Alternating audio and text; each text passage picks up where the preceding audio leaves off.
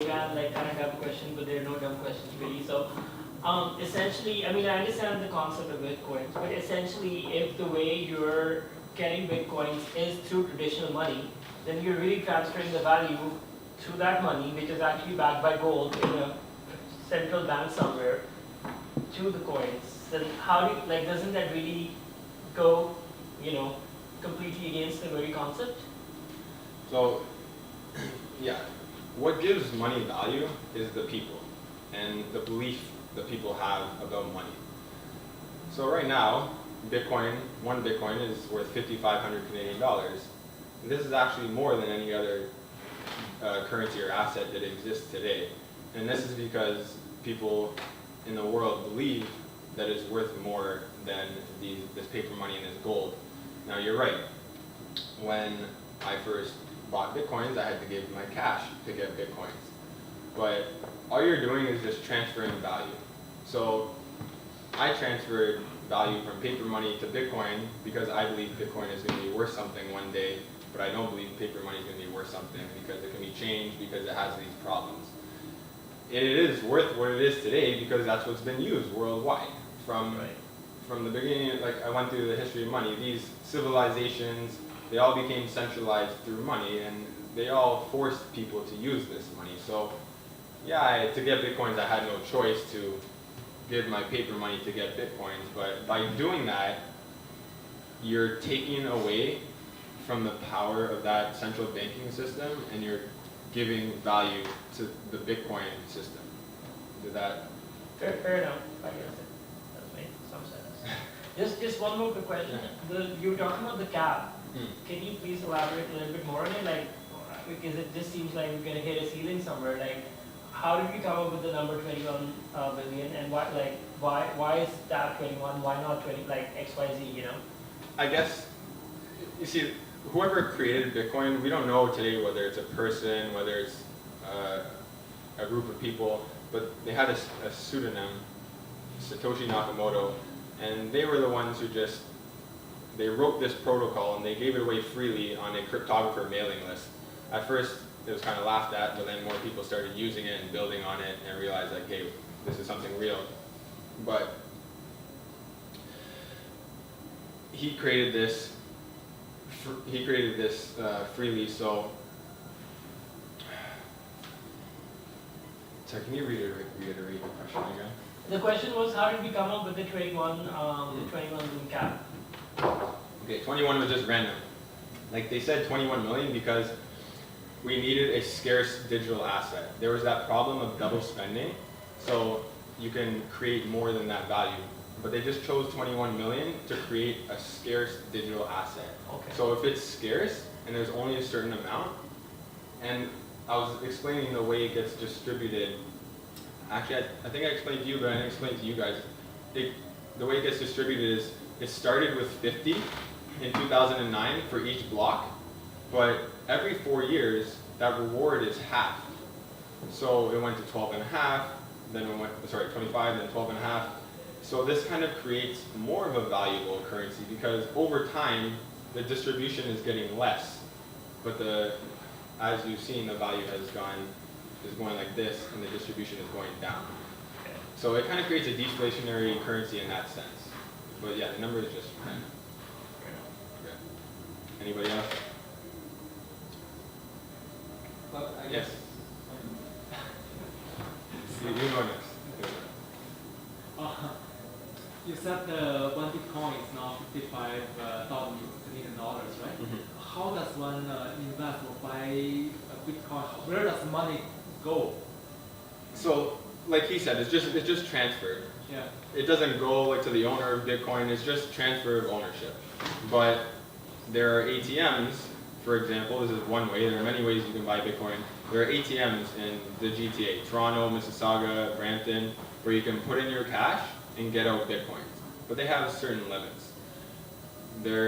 I suggest people go online and use exchanges. There are exchanges where they're kind of government-run exchanges where you give up information and you have to trust a third party, but then there are also peer-to-peer exchanges where you don't have to give up any information and you don't have to trust a third party, but the way they make sure that each party is satisfied is they have an escrow type of system set up and an arbitrator to make sure that the transaction happens smoothly and everything's goes okay. Plus, you have the ledger, which is verifying that these transactions are true and these people have this amount of money and say, you know, like everything's true and everything's okay.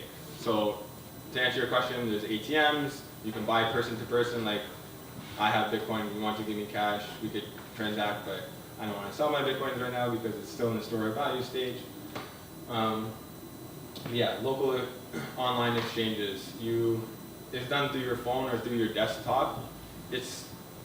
So when you get a wallet, you have an address is created for you. Each time you send a transaction, an address is created for you. It's just a random string of numbers that identifies you. And so I have an address and you have an address. If we want to send it to each other, on my phone or my desktop, we scan QR codes. So it's done through QR codes. So I would show, if I want to receive Bitcoins from you, I would pull up on my phone and I would put on my app on my Bitcoin wallet, I want to receive Bitcoins.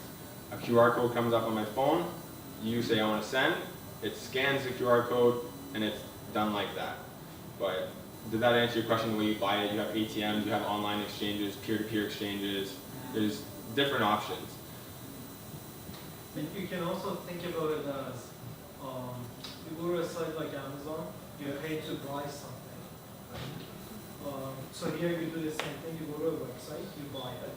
But now instead of receiving that product in the format of getting shipped to your home address, it gets shipped to your digital address.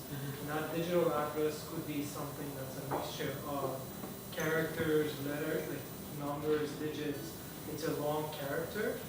It's a long, basically, character address that is unique to your wallet. They call it a digital wallet. But that digital currency gets basically shipped to that digital address of yours. And that's where you store your Bitcoin. Where's your money? So your money goes to the exchange that you bought it.